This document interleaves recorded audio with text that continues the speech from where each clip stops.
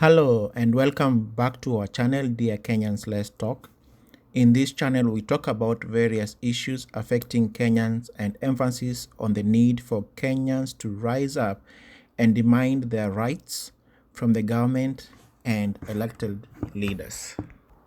Today we are going to look at the mega scandals spanning across three administrations: Moi era, Kibaki era, and Uhuru era, and how money meant for infrastructural national projects was swindled by a few individuals, and up to date, the perpetrators have not been prosecuted.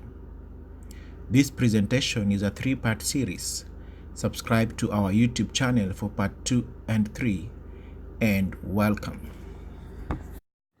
The first series of our presentation will focus on the Goldenrberg that happened in the Moi era.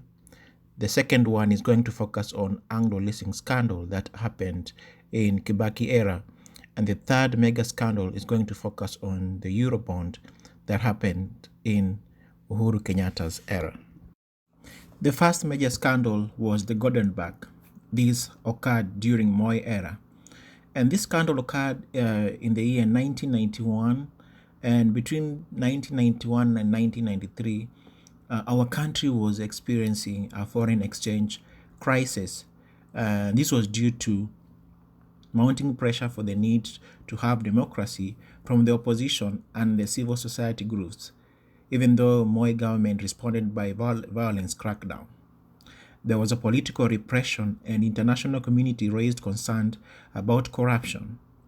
There was poor performance on Kenya foreign exchange earnings, especially the cash crops like tea, coffee, and there was significant drop in tourism, leading to reduction of foreign exchange.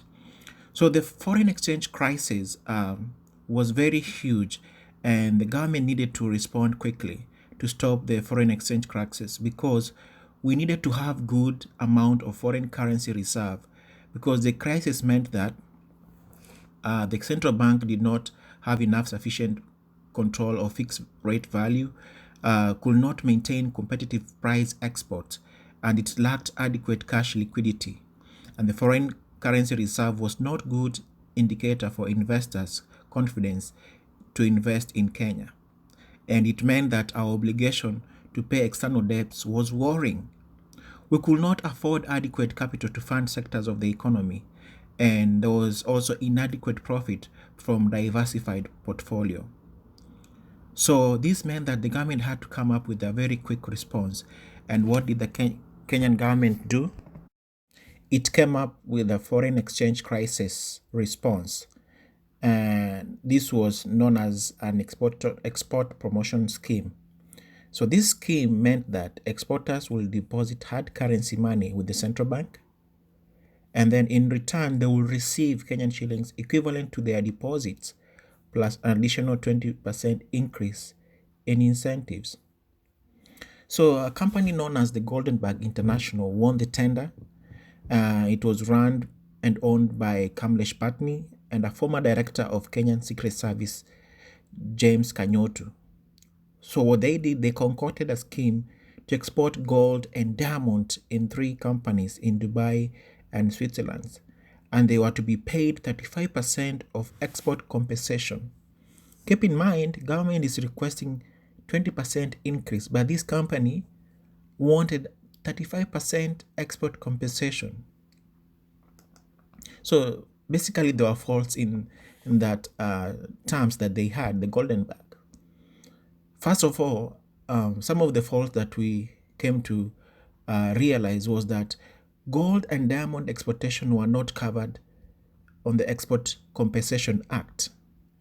But the Goldenrberg company, they were requesting compensation of 35%, 15% more than the set limit of 20%. And this company, the Goldenrberg, alleged to get gold and diamond deposit from Kenya, where in reality, gold and diamond mining was insignificant. So what did we learn about the company itself? So basically, they were indulged in smuggling gold and diamond illegally from the Democratic Republic of Congo. And then after they do that, they manufacture fake currency deposit slips, And then they take those deposit slips to the central bank, and then they demand export compensation of 35%.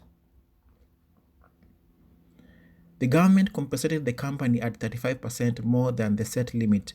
Keep in mind, during this time, the government is in crisis and they're trying to figure out how they can increase their foreign currency deposit. And so they had no alternate options. So, they gave them the money.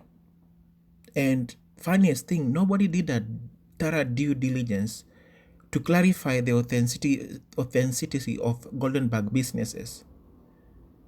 Nobody in their mind had to take a background check of this company to make sure that whatever they're saying they indulge in the business of mining gold and diamond in Kenya was a fraud.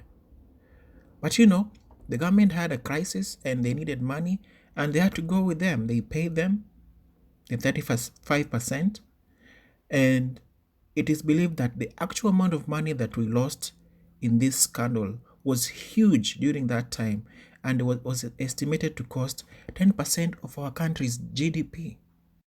So this scandal was blown, and there was a commission known as Bosire Commission of Inquiry that was formed to establish what was the root cause of this scandal, how much money the government lost, and who were involved. And the commission established that the Goldenberg money was transacted with 487 companies and individuals. Imagine that 487 companies were involved in this scandal. And approximately we lost 158 billion shillings. And the beneficiaries of the scandal spread wide up to the executive branch and other business associates. So you can imagine this scandal was concocted from the kitchen cabinet.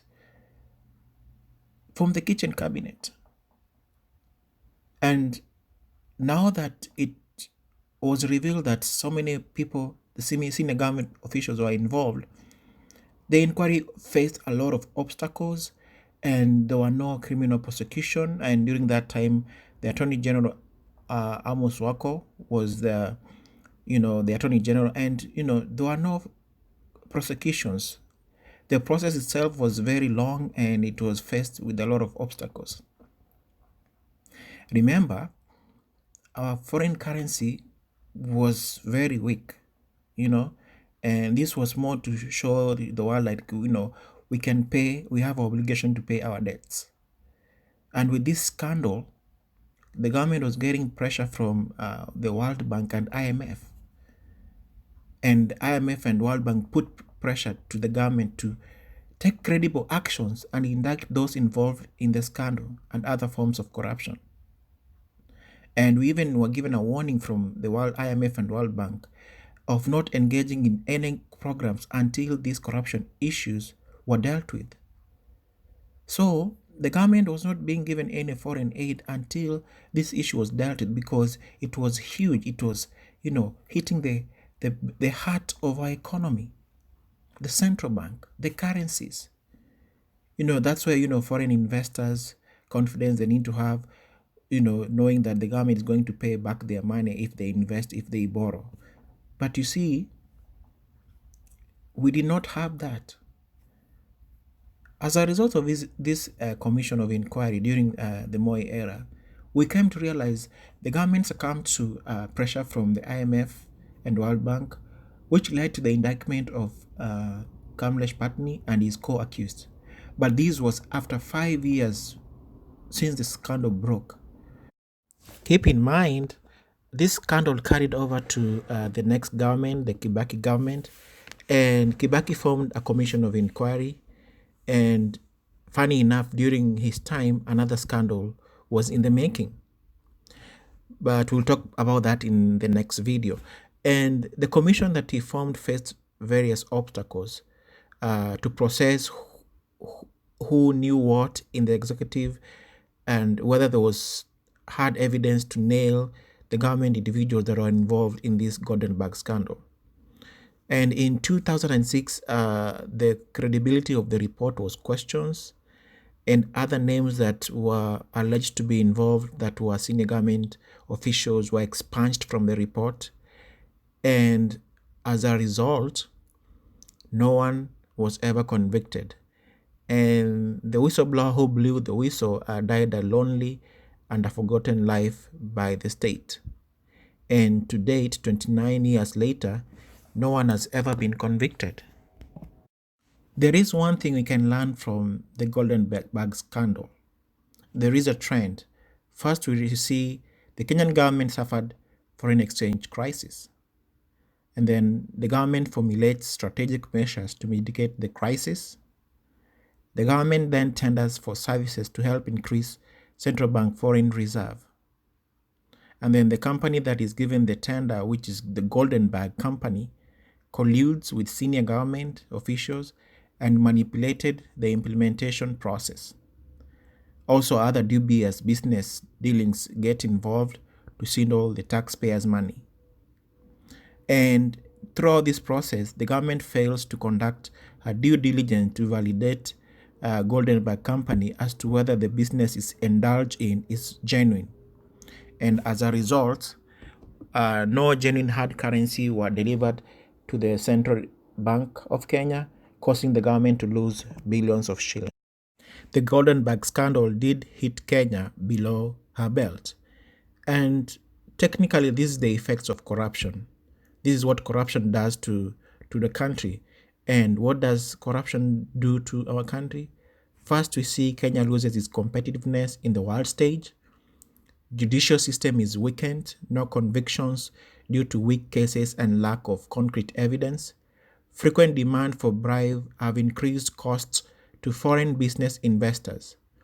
Widespread tax evasion has hindered long-term economic growth, and rampant fraud in public procurement processes. We come to the end of the first part of the timeline of mega scandals. Thank you so much for clicking for watching. Please subscribe to our YouTube channel, Dear Kenyans, Let's Talk, for part 2 and 3 of the timeline of the mega scandals. In part 2 video, we'll be talking about the Anglo leasing, and part 3, we'll be talking about the Eurobond. Thank you so much.